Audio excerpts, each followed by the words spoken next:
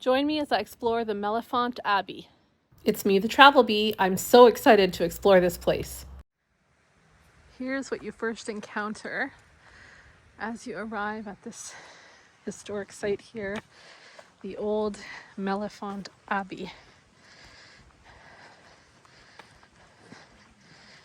I'm going to head in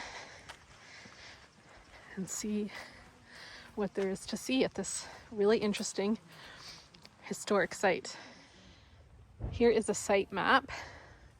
It shows where I am right there, and then I'll go into the center first, and where I just was the gatehouse. That was the building I saw when I first came in. And then it looks like up the hill is the St. Bernard Chapel. And then you continue around here. There's the River Mattock, and then the rest of the site of the ruins.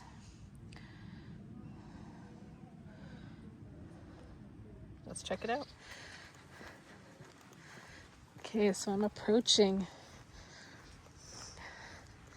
the center, and it's really cool. Wow. You can really imagine what it would have been like when it was a full-scale abbey, for sure. Okay, so here it just talks about the Cistercian order, that it was founded in 1098 by Robert, the abbot of Malesme, Burgundy. He felt compelled to leave the abbey he had founded, and he brought 21 of his followers to a marshy location south of Dijon, and then he returned to Malesme. Okay. So this is all about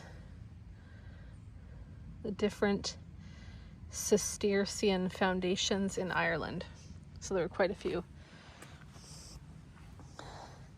Here's a layout of the Mellifont Cistercian Abbey. So you can see the cloister, infirmary would be over there, chapter house. Looks like that's still somewhat intact. The monks' choir and the navel would have been right here, according to this.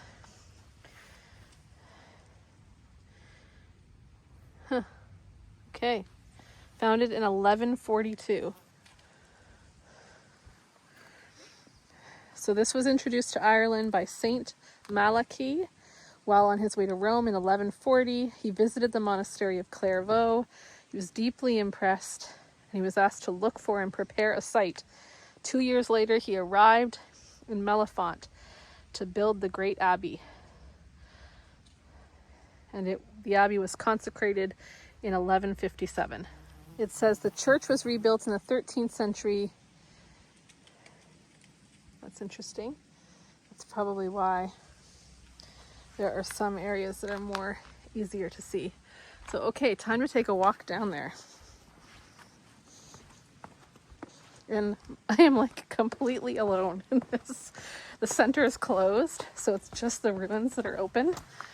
And that's fine because it's the ruins I came to see.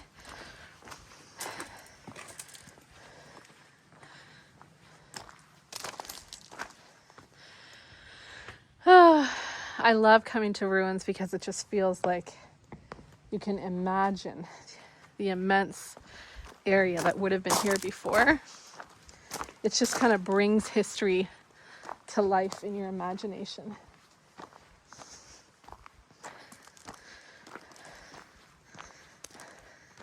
Look at this old window here. Cool. Okay, you can't go in here, but you can look in. So that's what I'm gonna do. It's still pretty intact.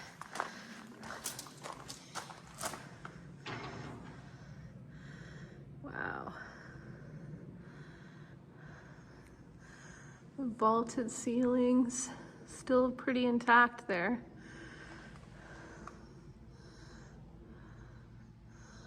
Very neat. Okay, so I'm going to continue walking, but what this tells me here is that only the lavabo, where the monks washed their hands before meals, the chapter house, where day-to-day business was done, and the gatehouse survived substantially. And other parts are just low walls, as you can see over there. Gosh, it's a beautiful day. I don't think I've ever been alone in a set of ruins like this before. It's really neat. I'm gonna go check this one out here. Oh, there's a sign on the back. Better read that. Not sure if I can read it. This national monument is in the care of the Minister for Arts. Okay, so it's owned by the government. Well, they seem to have taken pretty good care of it.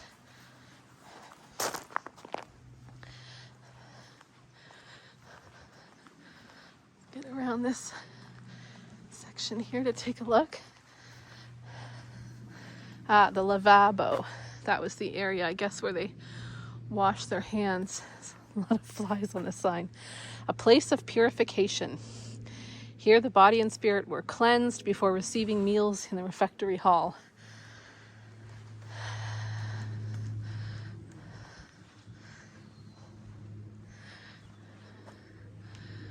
Well, a place of cleansing. Look at these.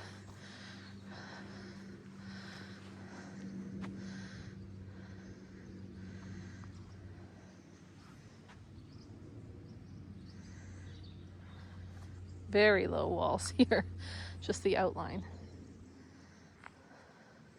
Okay, so all these sections here, which are no longer intact, except for this one building, which I think might be the warming house.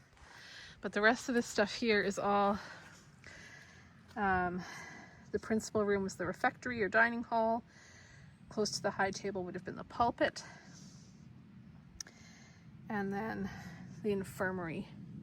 So this is all what's would have been over in this section.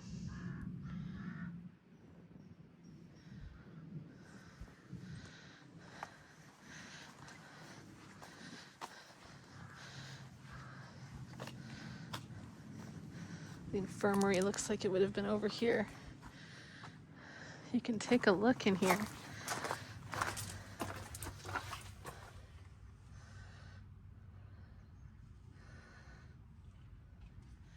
So now I'll go through the tunnel. Look at the way these rocks are. It's so cool.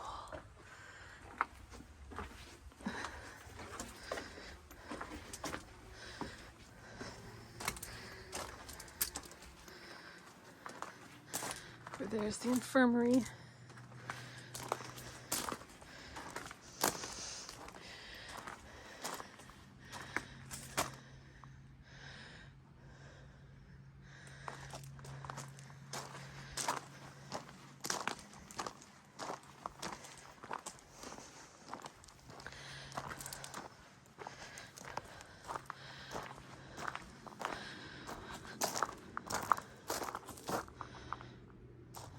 From this angle here, you can really see that gatehouse in the background.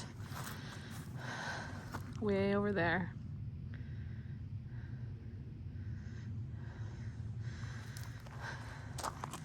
And I'm gonna check out these low walls. These ones are even lower. Apparently there's access to the river over on that side. I'm sure having a site close to the water would have been very important for the monks. Gosh, the roundness of that building, eh?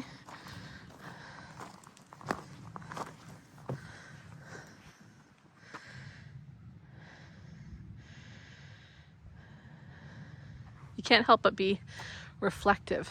Oh, and there's that chapel up at the top of the hill there. You can see it off in the distance. The ruins of the chapel. So here's these remains of these walls here.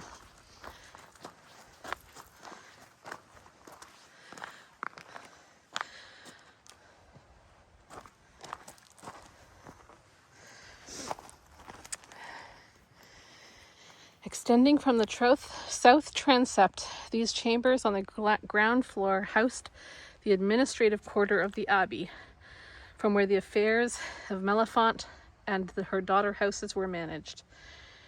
Okay. Very interesting. The abbey church was altered many times during the course of its history. The east end of the church was rebuilt and greatly enlarged in the 13th century. Mass and prayers were attended by the choir monks and lay brothers, which formed two distinct communities. You can really hear the water running behind me. So this is where the water site would have been important. The river running right beside the abbey.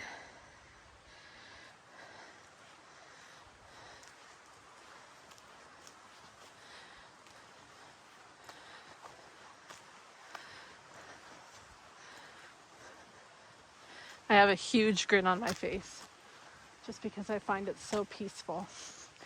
Oh yes, here it talks about the Mellifont Mill. In last years of the 18th century, a large mill was built using the stones from the ruins of the abbey. Well, it's too bad they did that. Then it passed into state care in 1936. Well, it's too bad they dismantled the abbey to make a mill. So I decided to make the little trek up this hill to find the ruins of St. Bernard's Chapel. I wasn't sure I wanted to go, but just seeing the chapel while I was standing in that main area of the ruins, I just was like, I have to go up this hill and find out what it looks like inside. So it's really cool. And just the outer walls of it are still standing. But you can picture what it would have been like as a chapel. And then there's this tiny cemetery with what looks like just one grave site there. So here's the chapel. Okay, I've got to watch out for bees because I can hear a lot of them, or something, some kind of creatures. But I'm going into this very small, lovely chapel. Interesting. Has this little side room over here. I can just imagine hymns. I guess it would be more chants than hymns being sung here by the monks. But definitely a place of prayerful contemplation, earnest, hard work for the glory of God. And now for everyone to enjoy. And of course, I love how nature is reclaiming the site in different ways, from the bees buzzing to the overgrowth and the plants.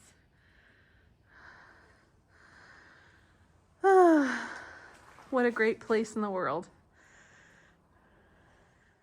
Thanks for watching. May you see the world and love it.